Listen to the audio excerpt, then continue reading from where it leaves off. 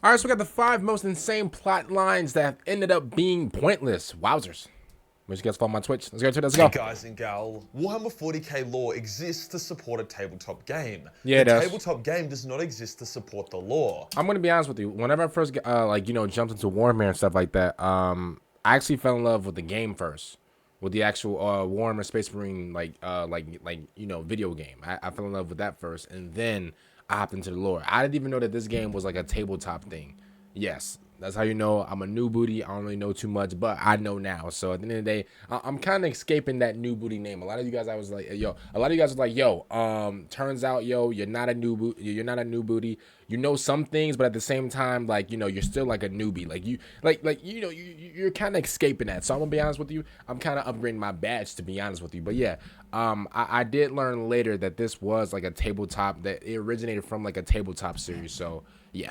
It's actually amazing how good the lore is despite having this pretty brutal constriction on it. After all, pretty much every character with a model always magically survives even the most horrific shit because of plot armor and the existence of tabletop. Of course. To maintain this status quo, GW has made it clear to us readers that chaos cannot truly be beaten, nor can the Tyranids or the Orcs, as they aren't just going to delete an entire faction and chunk of their range to up the stakes. I mean, you know what? That makes sense though, because it is like a really big part. Like the Tyranids, my bad, the termites, you know, the orcs, the cracked out Streks, basically, and the chaos. That's like a really big part of Warhammer. That's like a big, like a really big part of like the actual lore. So I don't ever see them like getting rid of, like, you know, like the termites or the orcs. I just feel like that, like, it's a really big part of it. So that would be pretty dumb to get rid of that. So GW had to make a solution to keep the stakes high. They mastered the technique of introducing insane, setting-shaking stakes and then managing to make them go absolutely nowhere beyond their own self-contained stories, so that they aren't actually able to affect anything related to the tabletop. It happens all the time, and while I get it,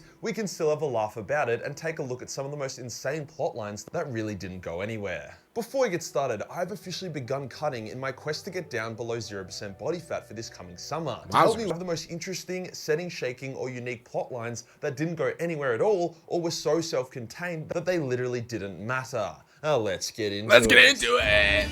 How's it going?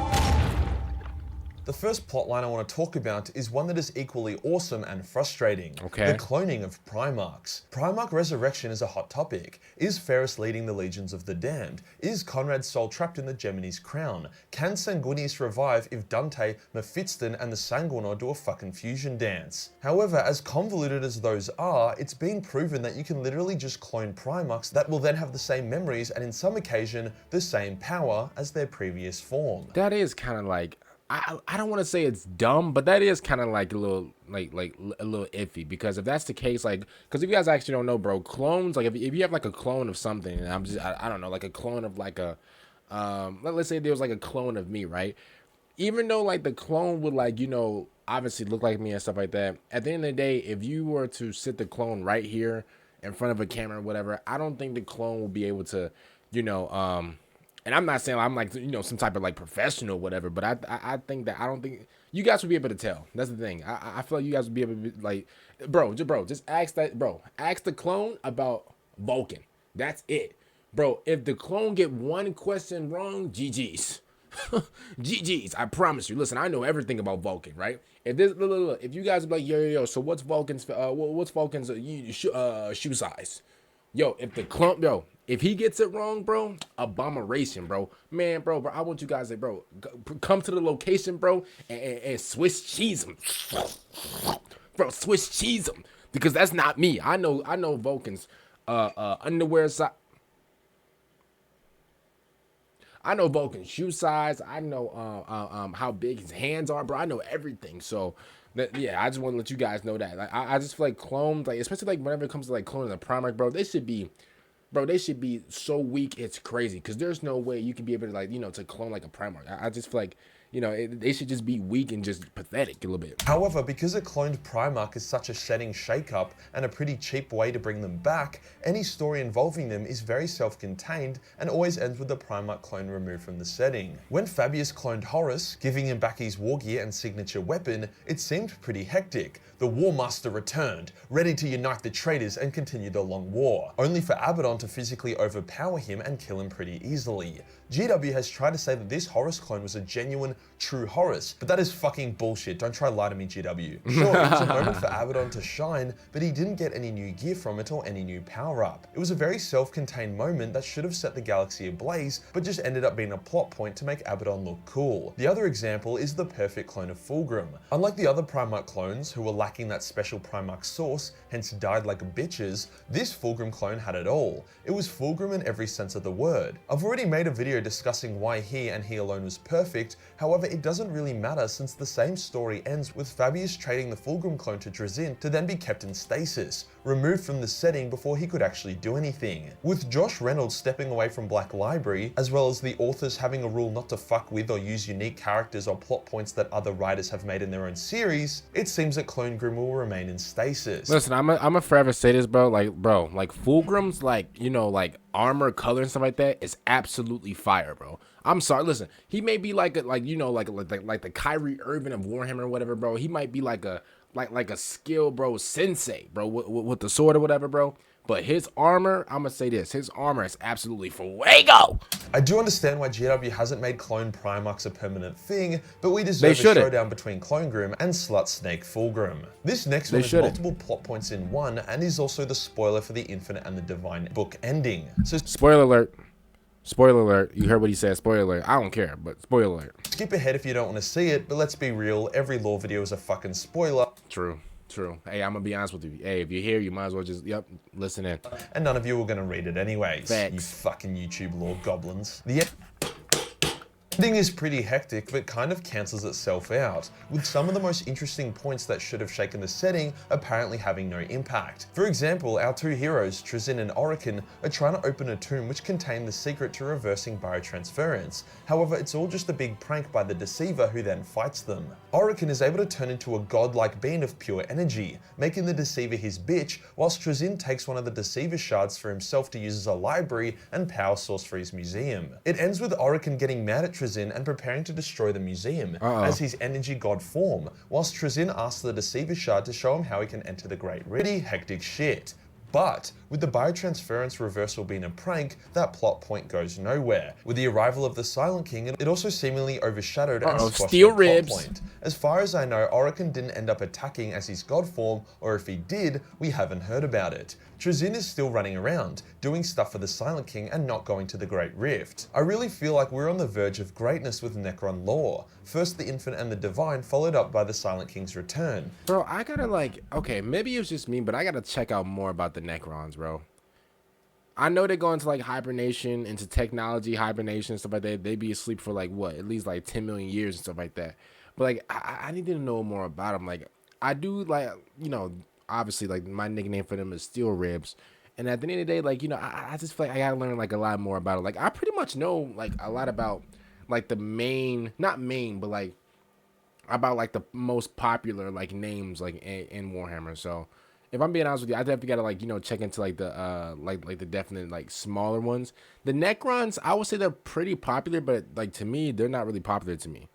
Maybe obviously because Vulcan's he's the coolest guy in school, but I don't know, to me the Necrons are not really popular. My bad, not the Necrons. The Steel Ribs guys, they're not really that popular. But now it's just a bit bruh. So many plot points just ended randomly or didn't go anywhere. The saddest example of a plot point that didn't go anywhere was the Ynnari books. The Ynnari plot was butchered so badly that it basically removed the Ynnari from the lore despite them gearing up to be a setting-shaking subfaction. Basically, our Ynnari heroes go through various quests, encountering new companions, leveling up, and getting close to awakening Yned. It ends with them fighting their final boss, a mega-empowered greater demon of Slaanesh. They have their top lineup, as well as not Diddy 7.0, Solitaire, and even some heroes from other Eldar factions, all fighting this one greater demon. The greater demon is even able to kill a few of them, including the Solitaire, before they finally defeat it, with Yned reviving some of the dead heroes afterwards. but then it turns out that the greater demon they fought was just an illusion, and that the real greater demon was still out there and 10 times more powerful. What the fuck? Wowzers. Also, the final piece of the puzzle they needed to awake your Ned is now in Slaanesh's palace, hence pretty much unreachable. So everything they did was for nothing. Bro, This Slaanesh got everything. plotline was so unpopular that it literally set Eldar lore back a few years. No one liked the books, no one liked the Ynnari, and what should have brought the Eldar back as a true threat instead made them look like a fucking joke. Which sucks, because I love the Eldar, I have a full army and everything. It seems like GW is quietly moving on from the Ynnari plot, focusing on recent range refreshes to keep the Eldar relevant, not their recent dogshit lore. This next one's a bit of a bonus. I'm not going to include it as one of the 5, as it was a pretty minor piece of lore, but I still think it's worth talking about. STCs are mankind's cheat codes, blueprints that let you easily replicate something extremely complicated, extremely easily. STCs were why mankind were top dogs during the dark age of technology. There existed a cure every disease STC that— Yo, who's this? Yo, he's saying FTC, XQC, ABC, but already, like, he sent all these letters. Yo, who's this? Who's this? Who's this, yeah? Discovered by the Imperium. It could have changed the lives of countless Imperial citizens, as it would remove sickness from a fuckload of people. Oh, it would— by the way, yo. Shout out to everybody who's actually who gave me the lady's name from yesterday. Yesterday I reacted to like the top 5 female characters in Warhammer, right? Yo, man, y'all definitely came in clutch, man. And obviously I'm using this for for YouTube purposes, for you guys, man. So that we got a video. you guys know like that lady with the gold armor and stuff like that. Yeah, we got a video on her, yo. Yeah, that's coming through today. Also really hamper Nurgle. I mean, it wouldn't necessarily cure his warp-based diseases, but it would stop the more mundane outbreaks, which Nurgle still gains power from and often uses to introduce his own diseases into the mix. It really could have changed a lot about the Imperium, but it was stolen by some Dark Eldar for a laugh, because fucking Dark Eldar. So overall, a massive, juicy, nothing burger of a plot. Our 4th insane plotline that hasn't gone anywhere was the Night Lord Legion preparing to reunite in order to attack Crawford Ulthwé. At the end of the Night Lord's trilogy, a super Night Lord called Decimus, with extremely accurate foresight, united his legion and prepared to attack Crawford Ulthwé, one of the Eldar's greatest craft worlds and home of Eldrad. It set up a really cool showdown, the might of the Eldar's greatest Farseers versus the Night Lords led by the Space Marine with the greatest foresight in the entire setting. It could have been sick, giving both neglected factions some time in the limelight. However, beyond an offhand comment about most Night Lords currently being busy fighting Ulthwé, nothing has come of it. That would be okay if the book where the Night Lords prepared to attack wasn't written over a decade ago. Eldrad also doesn't seem— See, that's the thing, like, it's kind of like overlapping lore. When y'all got lore that's like 10 plus years older and stuff like that, and then you have like the new lore and it kind of like overlaps it, it's kind of confusing, kind of like contradicts itself a little bit. Like, worried as he's been running around with the Ynnari, helping Guilliman, not engaging in some foresight duel with the Night Lords. With a decade of no real lore about it, we can comfortably say that this plot point has been abandoned. The final plot point I want to go over is a bit of a controversial addition to this list, as there is still one more book on its way. That wraps up the plot line, but I do want to mention it anyways. This plot being in the Inquisition series, when it's uncovered that Constantine Valdor has spent the last 10,000 years hiding in a pocket dimension, pulling the strings and building up a huge army of super clone blanks and winged blood angels in order to try to do something convoluted and sinister, or maybe heroic. I mention it being a plot point that goes nowhere. Heroic? Warhammer? Come on, man. Since the events of the Inquisition occurs hundreds of years prior to the current setting. We know what it is. And we haven't heard a peep about Valdor or the showdown that is coming. Come on, man. We know what it is. A bunch of major Elder craftworlds have also gotten involved, which in the current setting, they are all doing their own thing and aren't focused on that singular planet. In saying that, time can be a confusing thing in Warhammer, especially when pocket dimensions are involved. So the ending of the final Inquisition book could bleed out into the current setting. It'll either go one of two ways. First, which is most likely, a lot of hectic shit will go down, however it will all be contained within the story. Valdor most likely having his super army defeated and his pocket dimension destroyed, with himself escaping in case GW want to use him again in the future. This would have no impact on the main story. Bro, I noticed Gamesworkshop, they do that a lot. They don't really they kill some characters or whatever, but obviously they bring it back because, for whatever reason. But I noticed that there's some characters, bro, that they kind of get rid of, but at the same time they kind of keep it just for them to return or whatever. The only characters that I do know that's just bro eviscerated, that's just gone, bro, is number 2, The number 2 Primarch and the number 11. Man, bro, those guys, bro, are eviscerated, bro. GG's, bro. Garbanzo beans, bro. GG's, bro. I have not, bro. I haven't even seen their faces yet. I don't think. And by the way, I think we got a video on the 11 Primarch coming through today.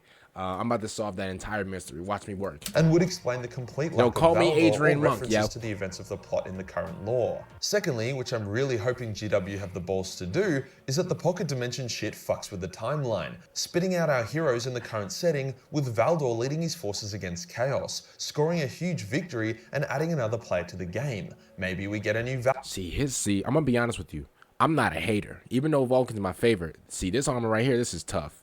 This is definitely hard. He got the rubies right here. He got the diamonds on him. Okay, I'm gonna be honest with you. That's tough. That's hard. Model in plastic. That's hard. Maybe this is the trigger that brings back another traitor Primarch, like Lorga or Fulgrim, who now need to fight Valdor. I'm adding it to the list because it could either be the most awesome payoff after over 20 years of storytelling spread throughout 10 20 novels years and a shitload of short stories, or it could be the biggest fucking waste as the lore is entirely self-contained. The Inquisition series is easily one of the most, if not the most popular 40k book series. They even released an Eisenhorn mini. Okay, we might have to check that out. Okay. Which is really not something they do for many other book series. If you enjoyed the video and you want to shout out to Majorkill, man, for this video. But like I said before, man, we got a video on Primarch 11 coming through today. Do not worry. I know a lot of you guys are like, yo, what a TTS? Yo, TTS, that's gone. TTS series. Don't worry, y'all. Yo, it's coming today. I got one coming today, man. Don't worry. Yo. Don't worry, guys. Yo. Everything is in the noodle. Everything is in the noodle. Make sure you guys follow my Twitch. I really appreciate it if you guys did that. Other than that, man, I'm going to see you guys later. Thanks for coming out. Peace out.